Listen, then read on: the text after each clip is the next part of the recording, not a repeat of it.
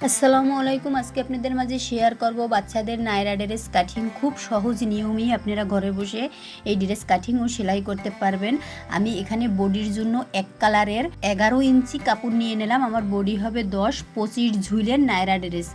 মোট 11 ইঞ্চি পরিমাণে আমি এখানে বডির উপরের অংশ নিলাম। হাফ ইঞ্চি উপরে এভাবে স্কেল দিয়ে দাগ কেটে নিলাম এবং নিচে হাফ ইঞ্চি সেলার জন্য দাগ কেটে নেব। এখানে কিন্তু 4 ভাঁজ দেওয়া আছে। এভাবে সম্পূর্ণ ইঞ্চি টিপ ধরে নিচেও একটা মার্কিং করে নিলাম হাফ ইঞ্চি সেলার জন্য এবং আমি আরমোহরের ওখান থেকে কাঁধের ওখান থেকে 4.5 ইঞ্চি চওড়ায় নিলাম এবং আরমোহরের ওখানেও 4.5 ইঞ্চি এভাবে চওড়ায় নিয়ে আমি 6 ইঞ্চি 24 বডির 6 ইঞ্চির সাথে 1 ইঞ্চি বেশি নিয়ে এভাবে স্কেলের সাহায্যে সম্পূর্ণ দাগ মিলিয়ে নিলাম এবং আরমোহরের ওখান থেকে আমি আরও ইঞ্চি পরিমাণে গভীরতায় এভাবে দাগ মিলিয়ে নিলাম। আমার গলার চওড়া নিলাম আর 1.5 ইঞ্চি পরিমাণে এবং কাঁধের ওখান থেকে ইঞ্চি টেপ ধরে আমি 3 ইঞ্চি পরিমাণে একটা টিকিনের জন্য দাগ কেটে নিলাম এবং মার্কিং অনুযায়ী এভাবে সম্পূর্ণ কেটে নেব। খুব সহজেই আপনারা ঘরে বসে নায়রা কামিজ কাটিং করতে পারবেন। আপনারা ধৈর্য সহকারে ভিডিওটা দেখবেন, আশা করি ঘরে বসে ইনশাল্লাহ পারবেন। এভাবে আমি অপর সাইডেও একই নিয়মে এভাবে টিকিনের মার্কিং করে নেব, তাহলে আমাদের সেলাইতে সুবিধা হবে। 4টে টিকিন হবে, 2টা সামনে 2টা পিছনে।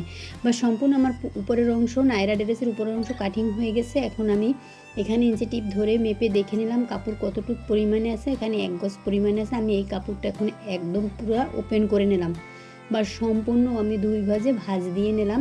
এখন এই কাপড়টা কিন্তু আমি আউড়াভাবে ভাঁজ দেব। আমাদের নায়রা ড্রেসের ঘেরের অংশটাকে কুচির জন্য নেওয়ার জন্য আমি আউড়াভাবে এভাবে সম্পূর্ণ 4 ভাঁজে ভাঁজ দিয়ে নিলাম এবং হাত দিয়ে সমান করে নিলাম। ইঞ্চি টিপ ধরে দেখে নেব যে আমার কুচির অংশ এবং ঝুলের অংশ ঠিক আছে কিনা। এভাবে সম্পূর্ণ দেখে নিয়ে আমি কাপড়টাকে কেটে নিলাম বা সম্পূর্ণ সাইড থেকে কাপড়টাকে কেটে নিয়ে আমার নিচের ঘেরের অংশটা এভাবে রেখে সম্পূর্ণ হাফ ইঞ্চি উপরে এভাবে মার্কিং করে নিলাম এবং নিচে 15 ইঞ্চিতে মার্কিং করে আমি 1 ইঞ্চি পরিমাণে বেশি নিলাম সেলাইয়ের জন্য। বাস এভাবে সম্পূর্ণ মার্কিং অনুযায়ী আমার নিচের অংশ কিন্তু মার্কিং হয়ে গেছে। আমি এভাবে কাপড়টাকে 2টা পার্ট করে নিলাম বা সম্পূর্ণ আমার কাটিং হয়ে গেছে। আমার এই নায়রা ড্রেসের হাতা হবে ঘড়ি হাতা, উপরে পাইপিং দিয়ে ঘটি হাতা তৈরি হবে।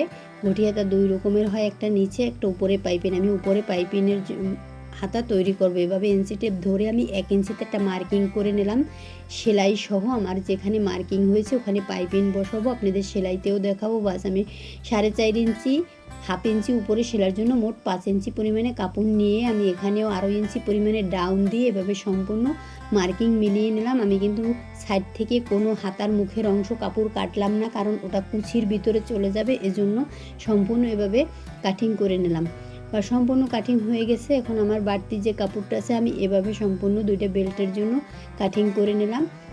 বাস আমাদের নায়রা ড্রেসের সাইডে ফিতে হবে। এভাবে আমি বক্রমটাকে ধরে আমি গলার অংশ কেটে নেব। আমার সম্পূর্ণ কাটিং হয়ে গেছে। আমি 1.5 ইঞ্চি পরিমাণে চওড়ায় নিয়ে এভাবে গভীরতায় 4-4.5 ইঞ্চি পরিমাণে এভাবে নিয়ে 4-4.5 ইঞ্চি গভীরতায় নিয়ে এভাবে সম্পূর্ণ সিম্পল ডিজাইন এঁকে নিলাম এবং বক্রম কেটে নিলাম। বা সম্পূর্ণ আমার সামনের অংশ কাটিং হয়ে গেছে। এখন পিছনের অংশ আমি 1.5 ইঞ্চি চওড়ায় নিয়ে এভাবে সম্পূর্ণ গভীরতায় আরও ইঞ্চি পরিমাণে নিয়ে সম্পূর্ণ এভাবে কাটিং করে নিলাম বা সম্পূর্ণ আমার কাটিং হয়ে গেছে। গলার অংশ আমি পরের ভিডিওতে দেখাবো সেলাই। আমার ভিডিওটা যদি আপনাদের ভালো লেগে থাকে তাহলে লাইক, কমেন্ট, শেয়ার ও সাবস্ক্রাইব করে আমার পাশে থাকবেন। আজকে এই পর্যন্তই। আল্লাহ হাফেজ।